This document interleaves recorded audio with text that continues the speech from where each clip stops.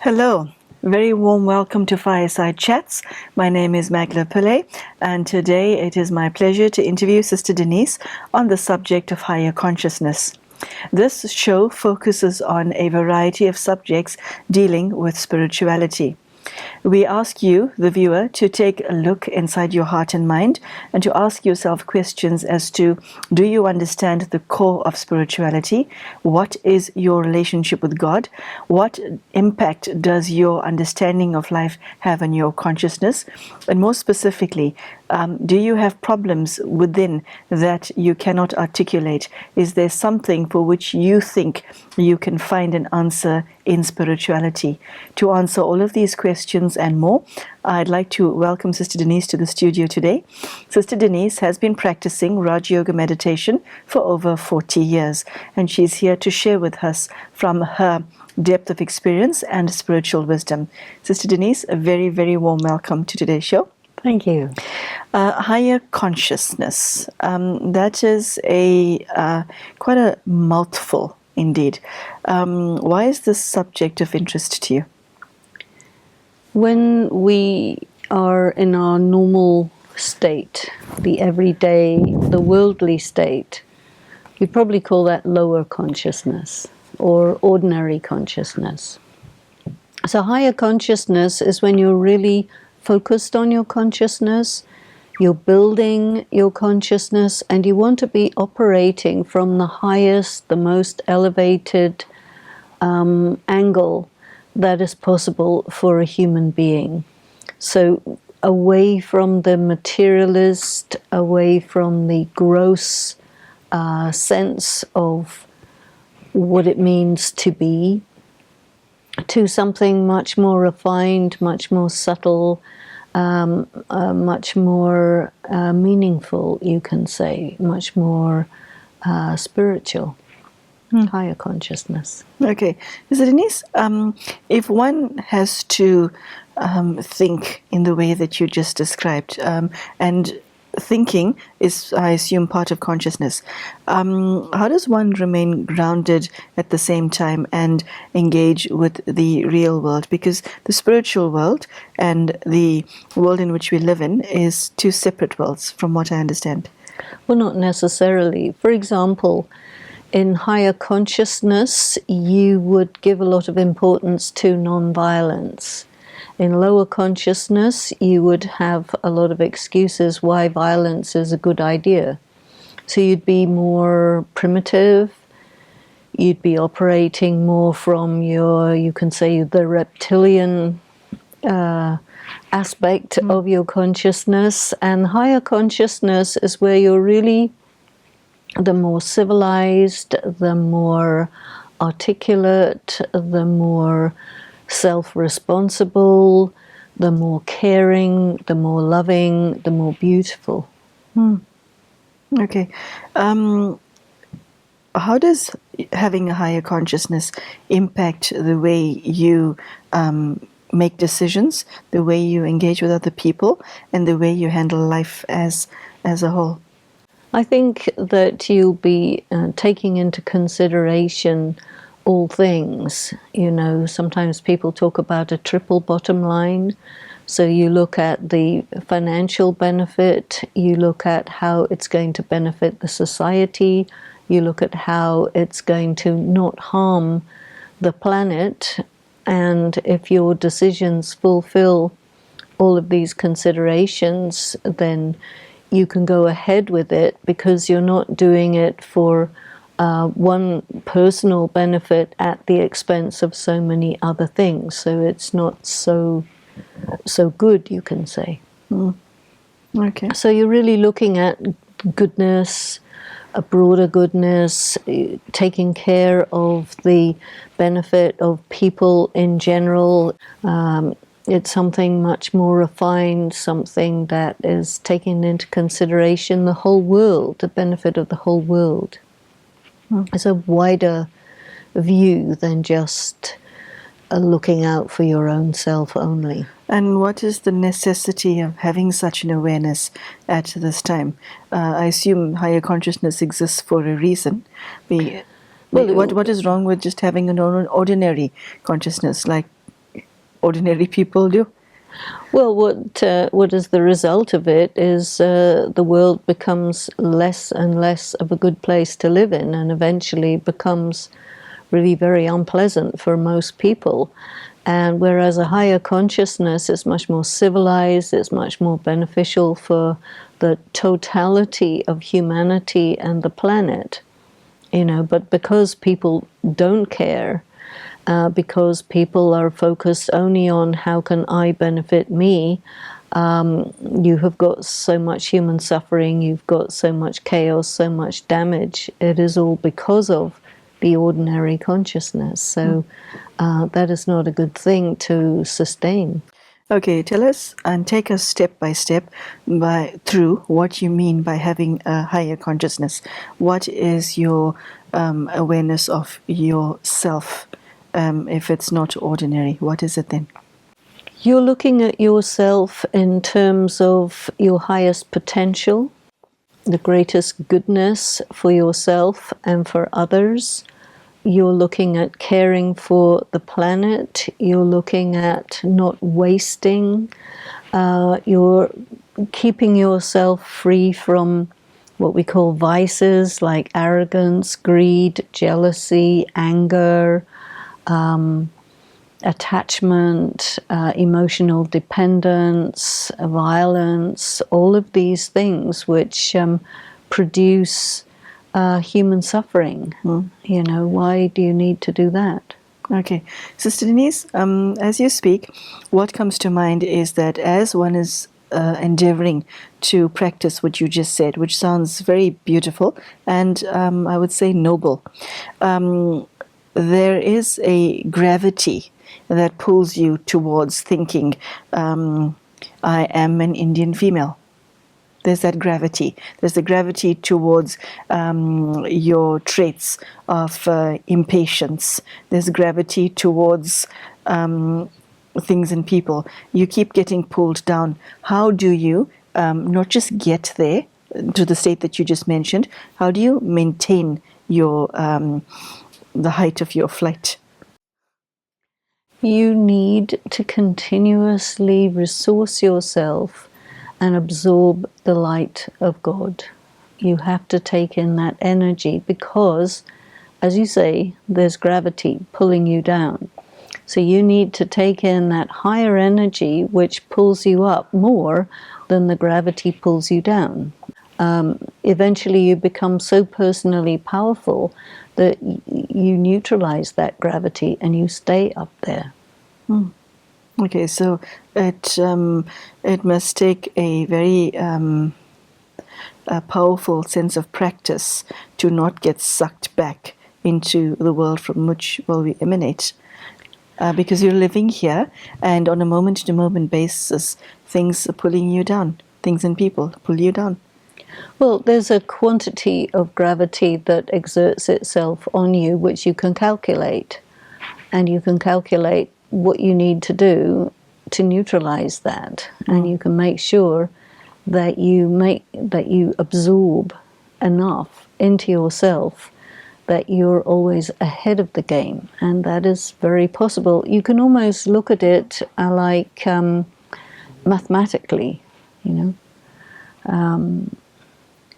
if you're an engineer, if you're sending rockets into space, you calculate the gravitational field of other planets, the thrust of your rockets, the gravity of the Earth, and you get your rocket to go where you want within the limits of your technology. That translates on a spiritual level to you can place yourself where you want. Okay. So, Sister Denise, How then are you able to maintain your higher consciousness as you interact with people? Does it not require you with spending quiet time by yourself when you're engaging with people? What happens to the power that you've accumulated as a result of your spiritual practice? Well, you have to design your day in such a way and design your spiritual practice in such a way that you can always make sure that you are ahead, and that's a calculation. So you calculate it and you do. It's like anyone who is good at their profession, or if they're an artist or whatever requires expertise. You know what you have to do in order to perform adequately, and you do what you have to do. And it's as simple as that. Okay. When you speaking to somebody, we tend to speak in an ordinary way. It's very commonplace now to hear people address each other with obscenities and vulgarities. How do you interact with somebody and bring your higher consciousness, your higher awareness into that interaction? What I've observed is that when you pay attention to maintaining your higher consciousness, you're also creating an atmosphere around yourself. And one of the things I've observed is that when you do that, it's practically impossible for people to engage in obscenities in that atmosphere. It sort of doesn't happen. Or if somebody does, you don't resonate with it. So it disperses. In the scenario that you just described, does your consciousness protect you in a matter of speaking? One of the things we learn to do is to create an orb of light around the self. And that orb can be as large as you can make it. It can extend miles, actually.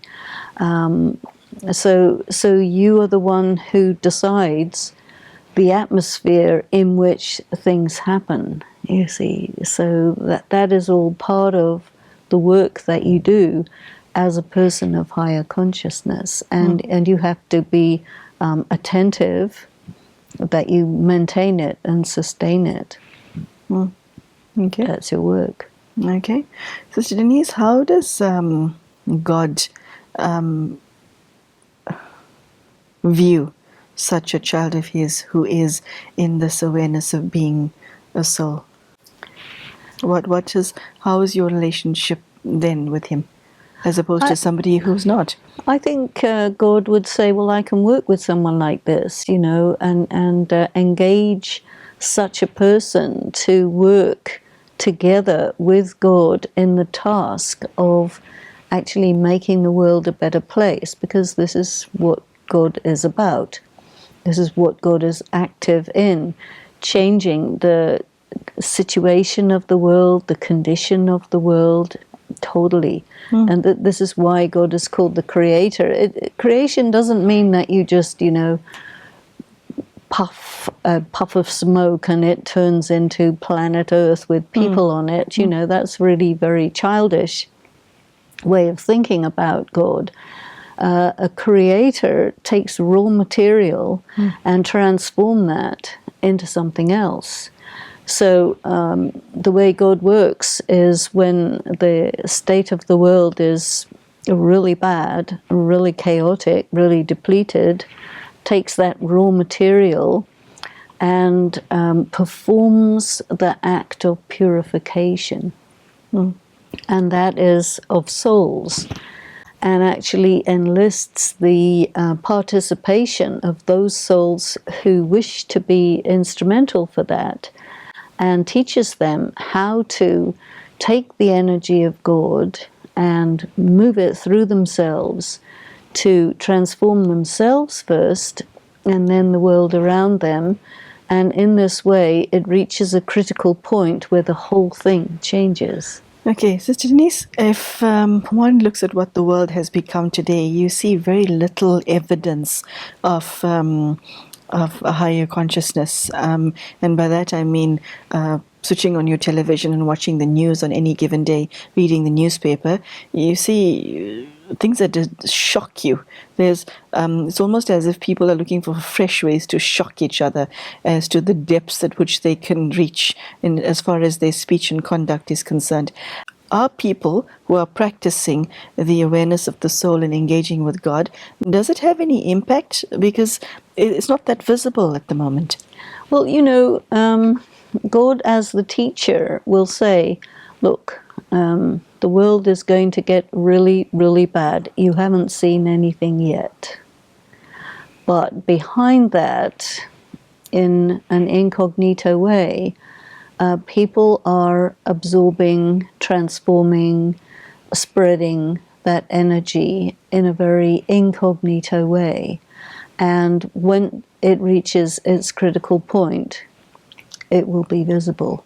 And there are occasions where it'll bleed through and people will feel it, they'll notice it.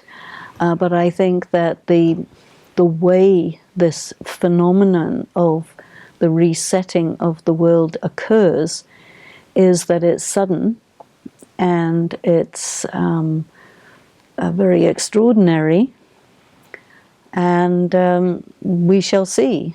I think we cannot tell in advance all the details of it, but let it be understood that when you accumulate and accumulate and accumulate on the invisible level, because the mind is quite invisible, but a critical point comes where that becomes manifest. And then, of course, it's very surprising, but I expect it to be in this way. Okay. Now, Sister Denise, if one has moves from an ordinary consciousness into a higher consciousness, what does it do for your physical body? Does it help it in any way? Say, for example, you have an illness, a debilitating illness that you're struggling to cope with. How does the spiritual awareness help with that? Well, your spiritual practice is a harmonizing, and so it affects the cells of your body. So on the one hand, there'll be a harmonizing. Another thing that happens is you develop tremendous powers of endurance and tolerance, so that what for someone will be unendurable pain, for a yogi who has that power, it's quite endurable. And so then you extend your lifespan. You become able to function in conditions where maybe somebody else wouldn't be able to, and you, in a way, you transcend the limitations imposed by your body, and you maintain your body in a way where you're really good in conserving your energy and keeping your atmosphere very pure. And it's a very, very fine tuning that is done, which enables you to really transcend your limitations. Yeah. Sister Denise, we are all surrounded by a variety of people in our lives. There are people whom we like, people whom we love, and people who are there because we work with them or because they have to be within our sphere. And some people are easy to get along with and others are not.